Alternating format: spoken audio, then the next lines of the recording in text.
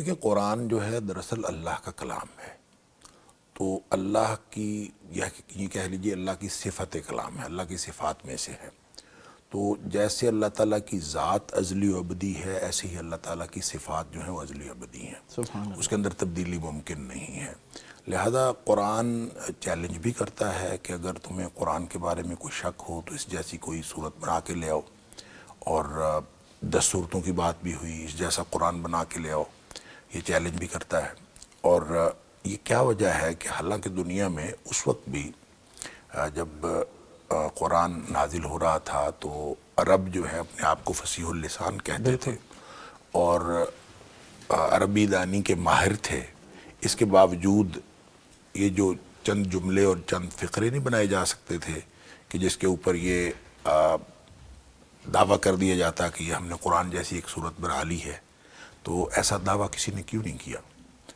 اور کسی سے ایسا کیوں نہیں ہو سکا کہ اس کے مقابلے میں ایک صورت ہی بنا کے لے آئیں، اور پھر اس میں اتنی مختصر صورت بھی ہے کہ جو صرف 3 چھوٹی چھوٹی آیات پر مشتمل ہے۔ اور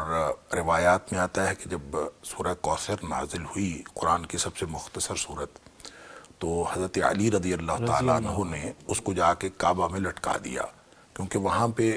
جو مختلف ادباء اور مختلف شعراء تھے وہ اپنے شاپارے وہاں پہ لٹکا دیا کرتے تھے، اسی وجہ سے جو 7 معلقات ہیں وہ بہت مشہور ہوئے، معروف ہوئے، تو وہاں وہ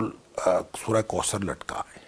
اچھا، اس کا طریقہ یہ ہوتا تھا، لٹکاتے اس لیے تھے کہ مختلف شعراء و ادباء وہاں آتے تھے اور ایک دوسرے کے اوپر جیسے نقد کرتے ہیں، وہ ایک دوسرے کے اوپر نقد کرتے تھے، تو کوئی شخص اس کے اوپر لکھ گیا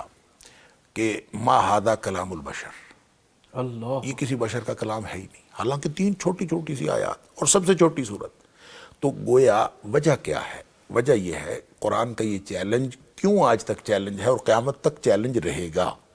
اس کی وجہ یہ ہے کہ قرآن نے ان کو جملہ یا فقرہ نہیں کہا، حالانکہ جملہ بھی عربی زبان کا لفظ ہے اور فقرہ بھی عربی زبان کا لفظ ہے، اور قرآن نے کسی بھی اپنے آیت کو جملہ یا فقرہ نہیں کہا۔ قرآن کہتا ہے کہ یہ آیات ہیں، اور آیت کا معنی ہوتا ہے نشانی۔ اس کا مطلب ہے کہ یہ ساری آیات جو ہیں، سارے جملے اور فقرے جو ہیں، ہر ایک کے اندر ایک نشانی چھپی ہے، اور وہ نشانی کیا ہے؟ وہ وہی نشانیاں ہیں جو کائنات کے اندر ارد گرد پھیلی ہوئی کائنات کی نشانیاں ہیں۔ خالق جس کا یہ کلام ہے اسی کی کائنات تخلیق ہے، لہذا خالق کے کلام میں اور خالق کی تخلیق میں ان کے اندر مطابقت ہے، سنکرونائزیشن ہے۔ لہذا کوئی شخص جملے اور فقرے بنا کے عربی کی تک بندی تو کر سکتا ہے، لیکن وہ کبھی آیت نہیں ہو سکتی، وہ کبھی نشانی نہیں ہو سکتی، وہ جملہ ہو سکتا ہے، وہ فقرہ ہو سکتا ہے۔ اس لیے قرآن کا یہ چیلنج، چونکہ یہ کلام اللہ کا کلام ہے،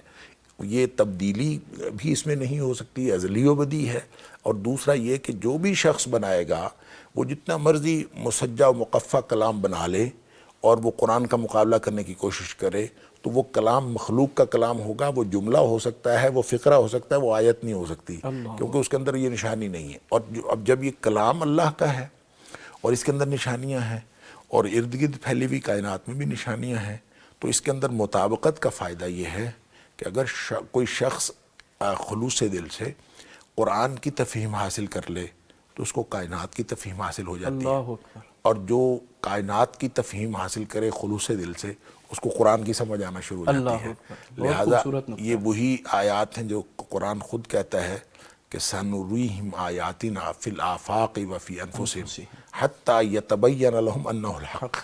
ان کو سمجھ آ جائے گی قرآن میں جو لکھا ہے یہی حق ہے۔ لہذا سائنس کی ایکسپلوریشن ہو یا ایکسپلینیشن ہو، وہ پوری کائنات کی وضاحت کر رہے ہوں یا نئی نئی چیزیں ایکسپلور کر رہے ہوں، جب بھی وہ کسی حتمی نتیجے پہ پہنچیں گے تو وہ وہی بات ہوگی جو اللہ نے اپنے قرآن میں پہلے سے بتا دی۔ اللہ اکبر کبیرہ، سبحان اللہ۔